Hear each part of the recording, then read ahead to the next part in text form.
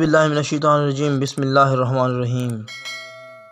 آج کا ہمارا عنوان ہے حضرت علی المرتضیٰ رضی اللہ عنہ کے قاتل ابن ملجم کا انجام۔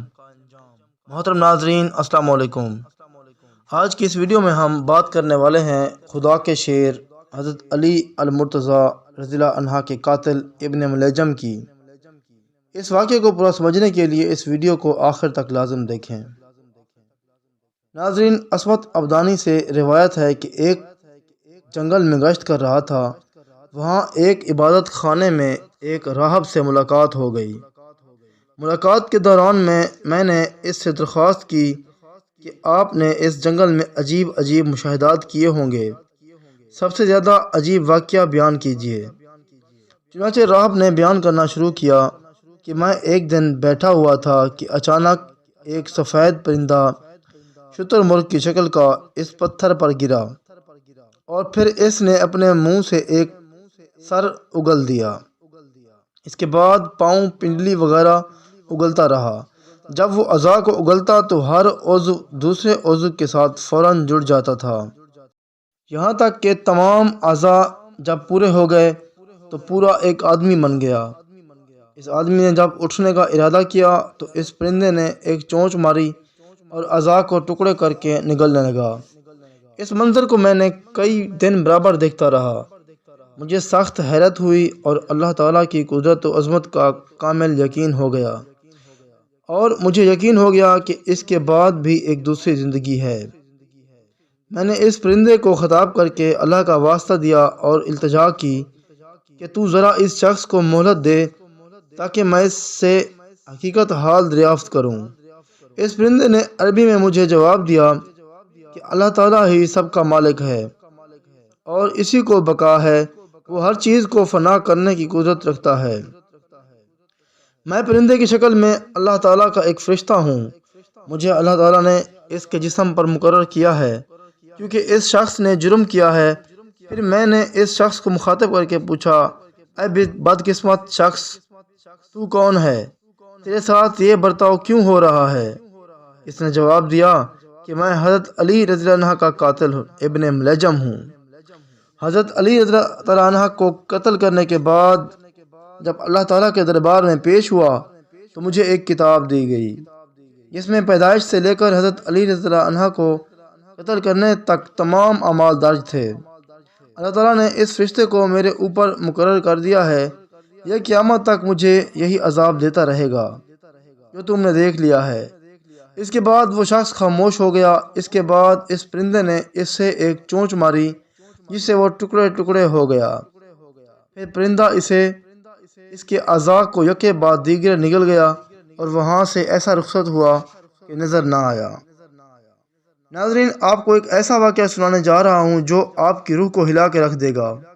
یہ واقعہ ہے آج کل کے فیشن پرستی کا۔ مفتی عبدالرؤف سکھروی مدظلہ فرماتے ہیں کہ واقعہ گلگت میں پیش آیا تھا کہ ایک شخص قبرستان کے پاس سے گزر رہا تھا۔ اس نے ایک قبر سے یہ آواز سنی، مجھے نکالو، مجھے نکالو، میں زندہ ہوں۔ جب ایک دو مرتبہ اس نے یہ آواز سنی تو اس نے سمجھا یہ میرا وہم اور خیال ہے، کوئی آواز نہیں آ رہی۔ جب اس نے مسلسل یہ آواز سنی تو اس کو یقین ہونے لگا۔ چنانچہ قریب ہی ایک بستی تھی، وہ شخص اس بستی میں گیا اور لوگوں کو اس آواز کے بارے میں بتا کر کہا کہ تم بھی چلو اور اس آواز کو سنو۔ چنانچہ کچھ لوگ اس آدمی کے ساتھ آئے اور انہوں نے بھی یہ آواز سنی اور سب نے یقین کر لیا کہ واقعی یہ آواز قبر سے آ رہی ہے۔ اب یقین ہونے کے بعد ان لوگوں کو مسئلہ پوچھنے کی فکر ہوئی کہ پہلے علماء کرام سے مسئلہ پوچھ لیا جائے کہ قبر کو کھولنا جائز بھی ہے یا نہیں۔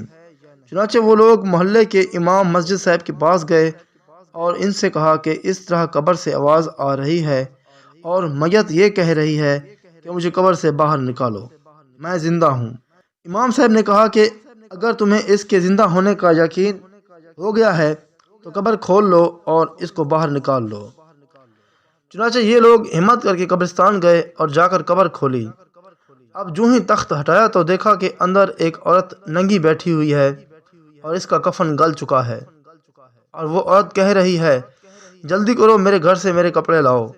چنانچہ یہ لوگ فوراً دوڑ کر اس کے کپڑے اور چادر وغیرہ لے کر آئے اور لا کر قبر میں پھینک دیے۔ اس عورت نے کپڑوں کو پہنا، چادر اپنے اوپر ڈالی اور تیزی سے بجلی کی طرح اپنی قبر سے نکلی اور دوڑتی ہوئی اپنے گھر کی طرف بھاگی اور گھر جا کر ایک کمرے میں چھپ کر اندر سے کنڈی لگا لی۔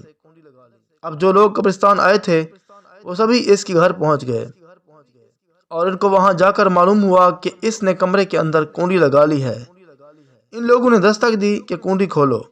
اندر سے عورت نے جواب دیا کہ کنڈی تو میں کھول دوں گی، لیکن میرے کمرے کے اندر وہی شخص داخل ہو اس کے اندر مجھے دیکھنے کی طاقت ہو، اس لیے کہ اس وقت میری حالت ایسی ہے کہ ہر آدمی مجھے دیکھ کر برداشت نہیں کر سکے گا، لہٰذا کوئی دل گردے والا شخص اندر آئے اور آ کر میری حالت دیکھے۔ اب سب لوگ اندر جانے سے ڈر رہے تھے مگر 2-4 آدمی جو مضبوط دل والے تھے، انہوں نے کہا کہ تم کنڈی تو کھولو، ہم اندر آئیں گے۔ چنانچہ اس نے کنڈی کھول دی اور یہ لوگ اندر چلے گئے۔ اندر وہ عورت اپنے آپ کو چادر میں چھپائے بیٹھی تھی۔ جب یہ لوگ اندر پہنچے تو عورت نے سب سے پہلے اپنا سر کھولا تو ان لوگوں نے دیکھا کہ اس عورت کے سر پر ایک بھی بال نہیں، وہ بالکل خالی کھوپڑی ہے، نہ اس پر بال ہے نہ اس پر کھال ہے، صرف خالی ہڈی ہے۔ ان لوگوں نے پوچھا تیرے بال کہاں گئے؟ اس عورت نے جواب دیا کہ میں زندہ تھی تو ننگے سر گھر سے باہر نکلا کرتی تھی، پھر مرنے کے بعد جب میں قبر میں لائی گئی تو فرشتوں نے میرا ایک ایک بال نوچا اور کھینچا، اس کھینچنے کے نتیجے میں بالوں کے ساتھ کھال بھی نکل گئی، اس وجہ سے اب میرے سر پر نہ بال ہیں اور نہ کھال ہے۔ اب ذرا فلمی ٹی وی اداکارہ، گلوکارہ، فنکارہ جو ننگے سر پوری دنیا کے سامنے آ جاتی ہیں، اور ان کے علاوہ وہ عام خواتین بھی جو گھروں، گلی کوچوں، بازاروں، پارکوں، 5 اسٹار ہوٹلوں، سالگرہ اور شادی بیاہ کے فنکشن کی رنگین محفلوں میں ننگے سر گھومتی پھرتی ہیں، وہ اپنا انجام سوچتے ہوئے اس واقعے سے عبرت حاصل کریں اور آئندہ کے لیے ننگے سر رہنے سے توبہ کریں۔ جس جوان لڑکی کو ابھی ہم نے صاف ستھرے کفن میں لپیٹ کر سلایا تھا، وہ کفن پھاڑ کر اٹھ بیٹھی تھی اور وہ بھی کمان کی طرح ٹیڑھی۔ اس کے سر کے بالوں سے اس کی ٹانگیں بندھی ہوئی تھی اور کوئی چھوٹے چھوٹے نامعلوم خوفناک جانور اس سے چمٹے ہوئے تھے۔ یہ دہشت ناک منظر دیکھ کر خوف کے مارے ہماری گگھی بند گئی اور ہینڈ بیگ نکالے بغیر جوں توں مٹی پھینک کر ہم بھاگ کھڑے ہوئے۔ گھر میں آ کر میں نے عزیزوں سے اس لڑکی کا جرم دریافت کیا تو بتایا گیا کہ اس میں کوئی فی زمانہ معیوب سمجھا جانے والا جرم تو نہیں تھا، البتہ یہ بھی عام لڑکیوں کی طرح فیشنیبل تھی اور پردہ نہیں کرتی تھی۔ ابھی انتقال سے چند روز پہلے رشتہ داروں میں شادی تھی تو فیشن کے بال کٹوا کر بند سنور کر عام عورتوں کی طرح بے پردہ شادی کی تقریب میں شرکت کی تھی۔ محترم ناظرین، اگر ویڈیو اچھی لگی ہو تو چینل کو سبسکرائب کر لیں۔ ملتے ہیں اگلی ویڈیو میں، تب تک کے لیے اللہ حافظ۔